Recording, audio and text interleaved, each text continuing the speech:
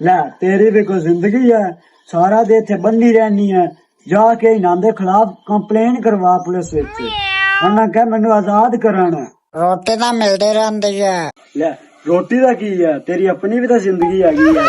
ਬਾਹਰ ਨਿਕਲ, ਇਹਨਾਂ ਤੋਂ ਆਜ਼ਾਦ ਹੋ, ਆਪਣੀ ਵੀ ਲਾਈਫ ਪਾਰਟਨਰ ਬਣਾ, ਸ਼ਾਦੀ ਸ਼ੁਦੀ ਕਰ। ਲਾਈਫ ਪਾर्टनर ਵੀ ਦਿੱਤਾ ਹੋਇਆ ਨੇ। ਲੈ ਲਾਈफ पार्टनर भी दिता हुआ, रोटी भी मिलती पई है, करना भी कुछ नहीं।